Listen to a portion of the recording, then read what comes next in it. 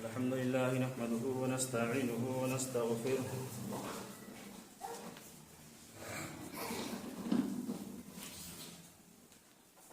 ونؤمن به ونتوكل عليه ونعوذ بالله من شرور أنفسنا ومن سيئات أعمالنا من يهده الله فلا مضل له ومن يضلله فلا هادي له وأشهد أن لا إله إلا الله وحده لا شريك له وأشهد أن محمدا عبده ورسوله ما بعد أعوذ بالله من الشيطان الرجيم بسم الله الرحمن الرحيم يا أيها الذين آمنوا اتقوا الله حق تقاته ولا تموتن إلا وأنتم مسلمون يا أيها الناس اتقوا ربكم الذي خلقكم من نفس واحدة وخلق منها زوجها وبث منهما رجالا كثيرا ونساء واتقوا الله الذي تساءلون به والأرحام إن الله كان عليكم رقيبا يا أيها الذين آمنوا اتقوا الله وقولوا قولا سديدا يصلح لكم أعمالكم ويغفر لكم ذنوبكم ومن يطع الله ورسوله فقد فاز فوزا عظيما فإن خير الحديث كتاب الله وخير الهدي هدي محمد صلى الله عليه وسلم وشر الأمور محدثاتها وكل محدثة بدعة وكل بدعة ضلالة وكل ضلالة في النار أعوذ بالله من الشيطان الرجيم بسم الله الرحمن الرحيم كل نفس ذائقة الموت رب اشرح لي صدري ويسر لي أمري واحلل عقدة من لساني يفقهوا قولي رب زدني علما اللهم رب زدني علما آمين. حمد و ثنا کبریائی و بڑائی صلی اللہ علیہ وسلم کے لائق و سزاوار ہے جو احکم الحاکمین رب العرش العظیم رب العالمین ہے، جو اس کائنات پر ہر چھوٹی سی چھوٹی چیز پر قادر علی کل شیء قدیر ہے. بعدہ اس کے ہمارے آخری نبی جناب محمد رسول اللہ صلی اللہ علیہ وسلم پر درود و سلام کی موتی نچھاور ہو. تمام انبیاء کرام پر بالخصوص ہمارے آخری پیغمبر جناب محمد رسول اللہ صلی اللہ علیہ وسلم کی ذات گرامی پر اللہم صلی وسلم وبارک علیہ.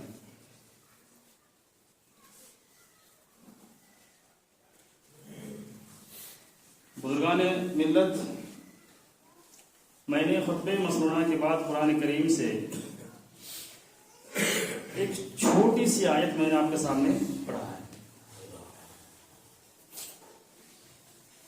اور اس چیز سے ہم اور آپ روشناس ہیں. بار الہ سے دعا کروں کہ الہ العالمین تو ہمیں صحیح کہنے اور ہم سبوں کو اس پر عمل کرنے کی توفیق عطا فرما. آمین. قرآن کریم میں جتنے بھی جاندار انسان، جتنی بھی چیزیں ہیں جس کے اندر اللہ نے روح ڈالی ہے، اس کے سلسلے میں قرآن کریم میں بہت سے جگہوں پر موت کا ذکر کیا ہے. سنیے، آپ نے بہت سے خطبوں میں سنا ہوگا، آج ہم سے بھی سنیے. یہ موت قرآن کریم میں نقشہ کھینچا گیا ہے، کل نفس ذائقۃ الموت. ہر نفس کو موت کا مزہ چکھنا ہے. جس کے اندر بھی اللہ نے روح کو موت کا ٹیسٹ چکھنا ہے. خیر یہ الگ بات ہے کہ کوئی آگے جا رہا ہے کوئی پیچھے جا رہا ہے، لیکن ہر شخص کو اس پلیٹ فارم سے ہو کے گزرنا ہے. تو اسی کے متعلق میں آپ کے سامنے عرض کروں گا. ایک مرتبہ اللہ کے نبی سے سوال کیا گیا کہ اللہ کے نبی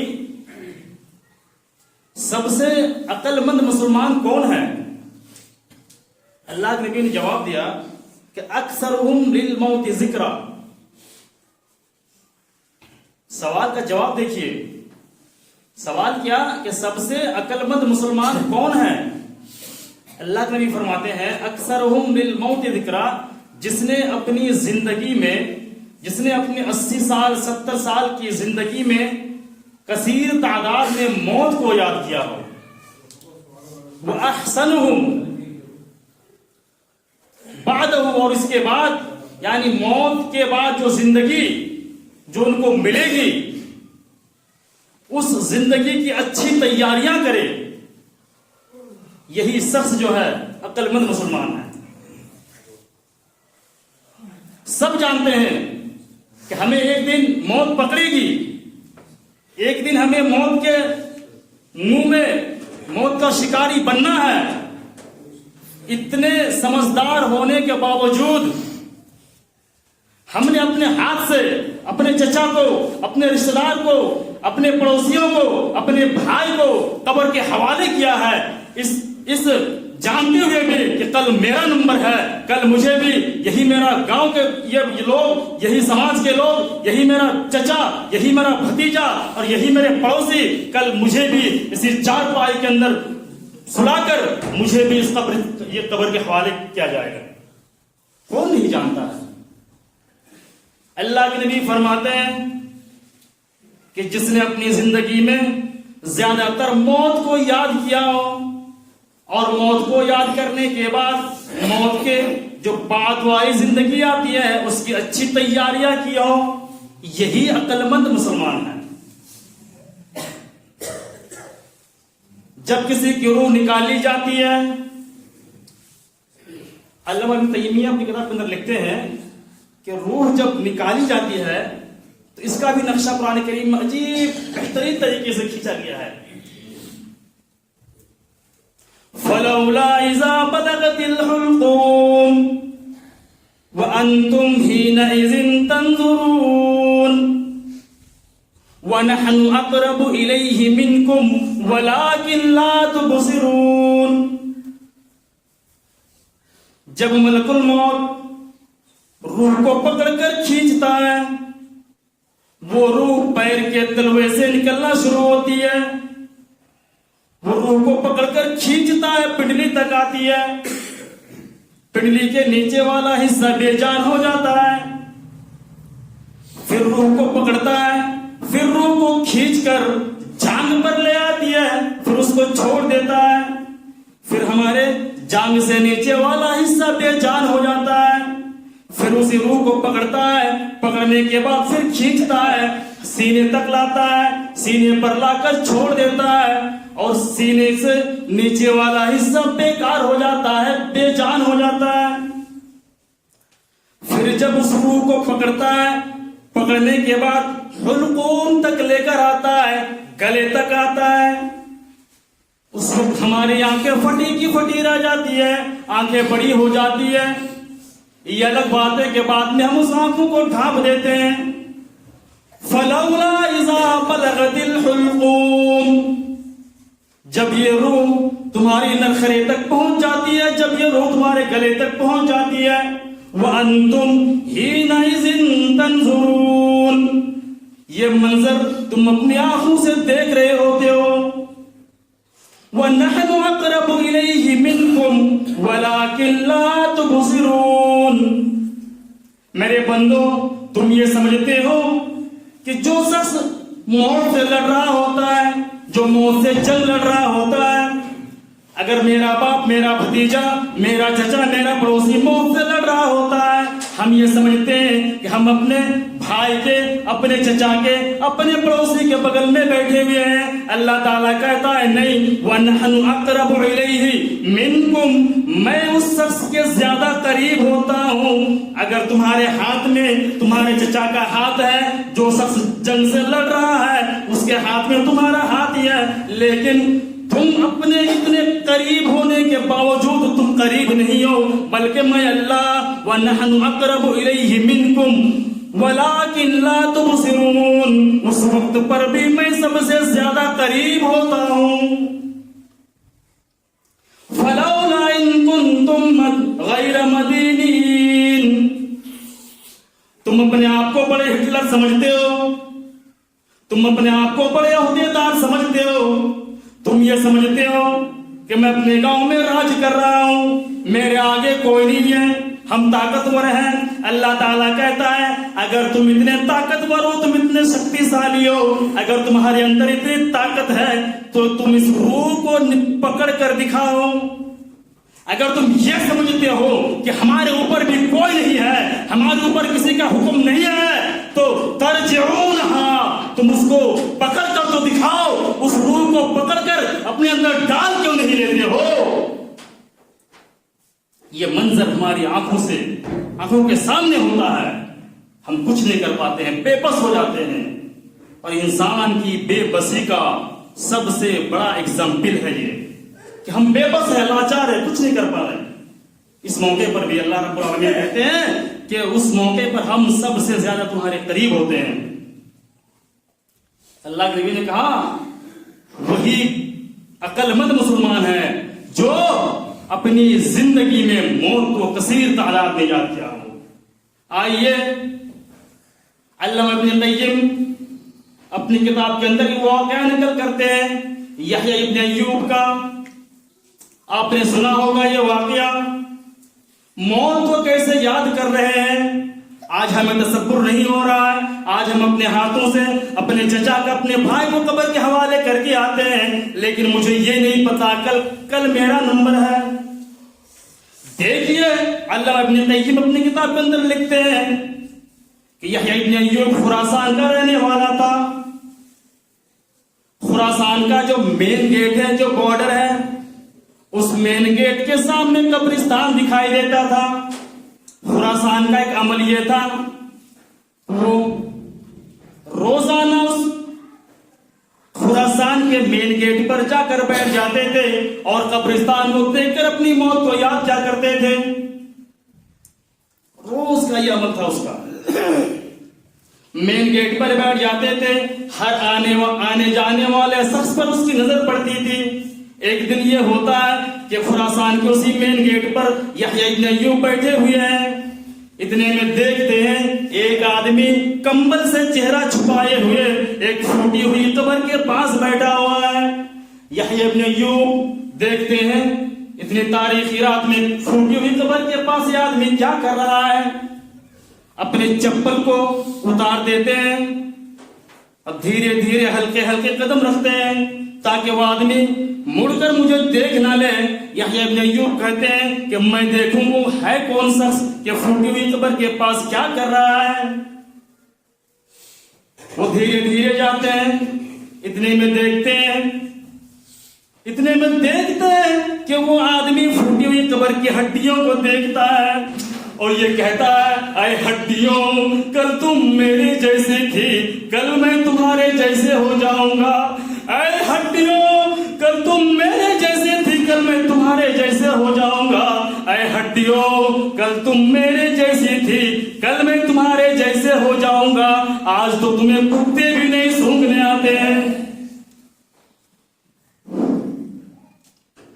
یحییٰ ابن ایوب سنتے ہیں، پیچھے سے اس آدمی کے پیٹھ پر ہاتھ رکھتے ہیں، وہ آدمی مڑ کر ایسے دیکھتا ہے۔ یحییٰ ابن ایوب کہتے ہیں یہ تو میرا دوست سعدون ہے، یہ تو میرا دوست سعدون ہے۔ اے سعدون، کیا بات ہے، دن میں تم مجھ سے بڑی خوش مزاج سے ملتے ہو، دن میں تم اچھی اچھی باتیں کرتے ہو، لیکن وہ کون سا ڈر تمہیں ستا رہا ہے کہ آج تمہیں اس قبر نے تجھے بے بس بنا دیا ہے کہ تم تاریخی رات میں اس قبر کی ہڈیوں کو دیکھ کر اپنی موت کو یاد کر رہے ہو. سعدون کہتا ہے اے میرا دوست، فائدہ اسی میں ہے کہ ان قبر کی ہڈیوں کو دیکھ کر میں اپنی موت کو یاد کر رہا ہوں، کیونکہ کل مجھے بھی اسی قبر کے حوالے ہونا ہے. کل مجھے بھی اس کتے، یہ دنیا میں جو کتے چل رہے ہیں، یہ کتے کل مجھے بھی سننے نہیں آئیں گے.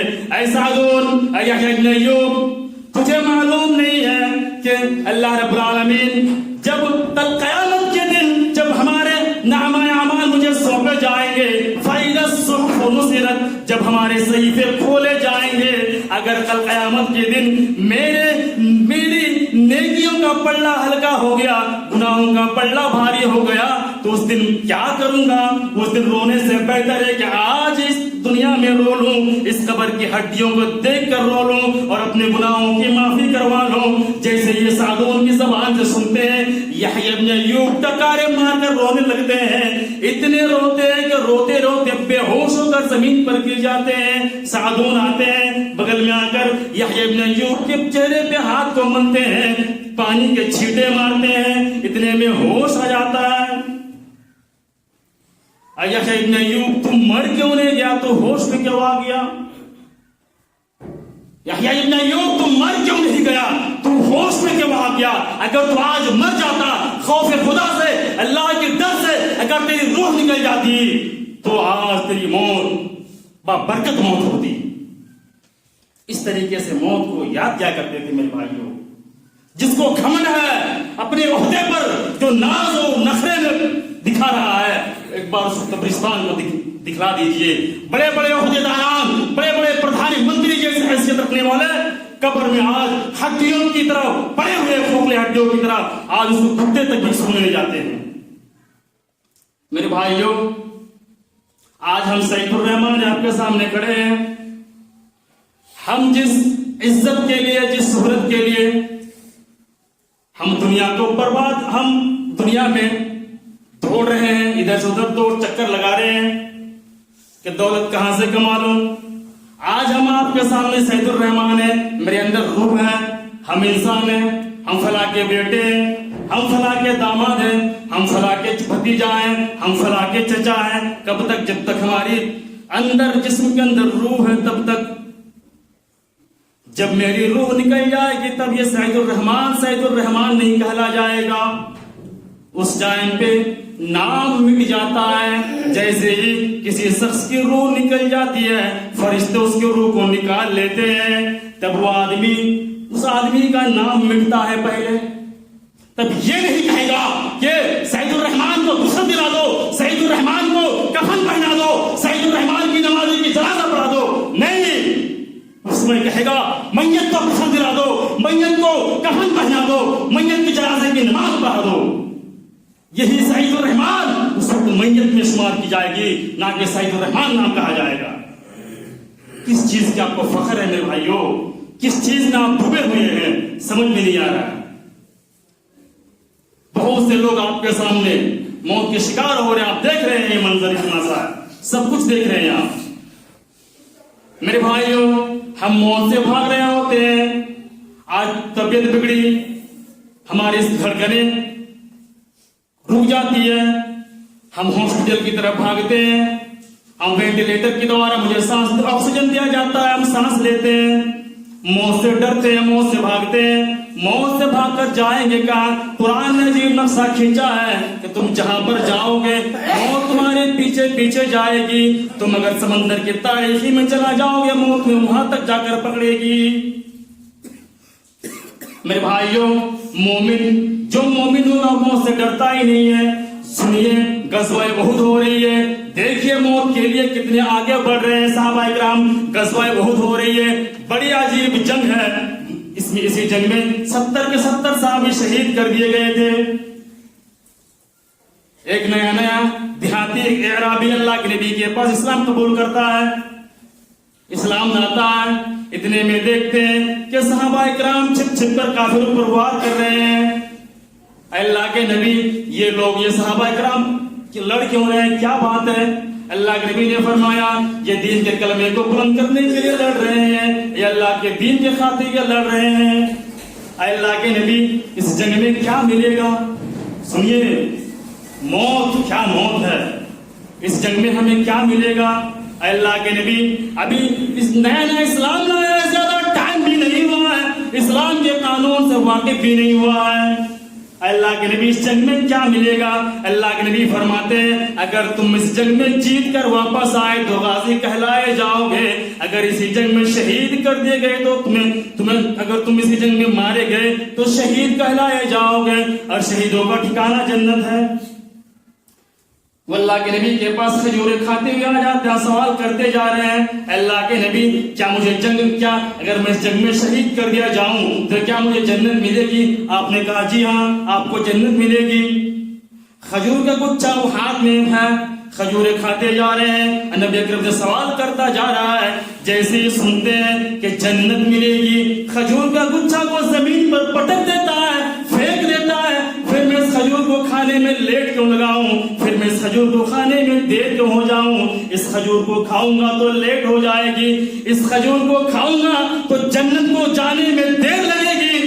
کھجور کو پھینکتے ہیں، اللہ کے نبی اجازت دے دیجیے مجھے بھی تلوار چلانے کا ہنر آتی ہے، میرے اندر بھی تلوار چلانے کا ہنر پھوٹ کر بھرا ہوا ہے، اللہ کے نبی پرمیشن دے دیجیے مجھے، میں میدان جنگ میں جاؤں لڑوں۔ اللہ کے نبی نے کہتے ہیں ٹھیک ہے جاؤ، میدان جنگ میں جاتے ہیں، میدان جنگ میں جانے کے بعد مردانہ وار طریقے سے لڑتے ہیں، کئی کافروں کو جہنم بھیج دیتے ہیں، آخر میں ایک کافر کی تلوار ان کی گردن پر بھی چل جاتی ہے، ایک کافر کی تلوار پیچھے سے حملہ بول دیتے ہیں اور وہ بھی اللہ کے راہ میں شہید کر دیے جاتے ہیں۔ میرے بھائیوں ذرا سا بھی انہوں نے ہچکچایا نہیں کہ نہیں میدان جنگ میں جاؤں گا تو شہید ہو جاؤں گا، میدان جنگ میں جاؤں گا تو ہماری گردنیں دو ٹکڑے ہو جائے گی، نہیں، بلکہ انہوں نے جیسے ہی سنا کہ میرے لیے جنت ہے، اس موت کے بعد اگر میں مر جاؤں، اگر میں شہید کر دیا جاؤں تو میرے لیے جنت ہے، اور ذرا سا بھی پرواہ نہ کیا میدان جنگ میں کود پڑتے ہیں۔ یہ ہے موت، آپ کہیں بھی بھاگے موت آپ کا پیچھا کرے گی۔ میرے بھائیوں وقت کی قلت ہے، اس موت پر اگر تقریر کی جائے ایسے ایسے واقعات آپ کے سامنے آئیں گے، آپ کو دل کو جھنجھوڑ دے گا۔ میرے بھائیوں تصور کیجئے کہ ہمیں اور آپ کو مرنا ہے، جانا ہے اس دنیا سے، آپ یہ مال و دولت یہ عزت و شہرت کسی کام کا نہیں رہے گا۔ آپ نے دیکھا آپ کے بستیوں میں آپ نے دیکھا کہ کتنے لوگ آپ کے سڑک حادثے میں اور کسی بیماریوں کی مبتلا میں ہو کر وہ دنیا چھوڑ کر چلے گئے، الوداع کہہ گئے، اپنے گھر کو، اپنے بھائی کو، اپنے بستیوں کو سب کو الوداع کہہ کر کے چلا گیا۔ یہاں تک کہ آپ نے وہ منظر آپ کو یاد ہوگا کہ ہمارے کشن گنج کے ایم پی مولا اسرار اللہ قاسمی آج اس کا کوئی نام تک لینے کے لیے تیار نہیں ہے۔ کیوں؟ جب تک ان کی حیثیت تھی، جب تک اس کے جسم کے اندر روح باقی تھی، تب تک وہ اسرار اللہ قاسمی ایم پی کہلایا جاتا تھا، ممبر آف پارلیمنٹ کہلایا جاتا تھا، لیکن جب روح نکل گئی تب وہ ایم پی کا وہ حیثیت نہیں رہا، وہ کچھ نہیں رہا، وہ منگل میں شمار ہو گیا اور وہی قبر کے حوالے کر دیا گیا، وہی قبرستان کے حوالے کر دیا گیا، وہی جنگلوں کے حوالے کر دیا گیا۔ میرے بھائیوں، میرے ساتھیوں، تصور کریں کہ موت سے ہمیں اور آپ کو گزرنا پڑے گا، اس میں کوئی بچاؤ نہیں ہے۔ اگر بچنے کا طریقہ ہوتا تو یہ بڑے بڑے ڈاکٹر آج یہ نہیں کہتے، ہاسپٹل میں جاتے ہیں سیریس پیشنٹ لے کے جا رہے ہیں، اب ڈاکٹر بھی یہ جواب دیتا ہے کہ ان پیشنٹ کو، ان بیماریوں کو اب دوا کی نہیں، اب دعا کی ضرورت ہے، دوا کی نہیں دعا کی ضرورت ہے۔ ڈاکٹر بھی بے بس ہو جاتا ہے، مجھے بھی معلوم ہے اس کو بچانا مشکل ہے۔ قرآن نے تو یہی کہا ہے فلولا غیر مدینین، اگر تم پر کسی کا حکمران نہیں ہے، اگر تم پر کوئی قابض نہیں ہے تو ترجعونہا، اپنی روح کو اپنے اندر ڈال کے نہیں لیتے، لڑ کے جھگڑ کے تم ڈال کے نہیں لیتے۔ میرے بھائیوں، بس اخیر میں بار الہ سے یہی دعا کروں گے الہ العالمین تو ہم تمام مسلمان بھائیوں کو اس موت کے لیے جو ہمیں تیاریاں ہیں، موت کے بعد کی جو زندگی ہمیں ملے گی اس کی تیاریاں کرنے کی ہمیں توفیق عطا فرما، آمین۔ وما علینا الا البلاغ۔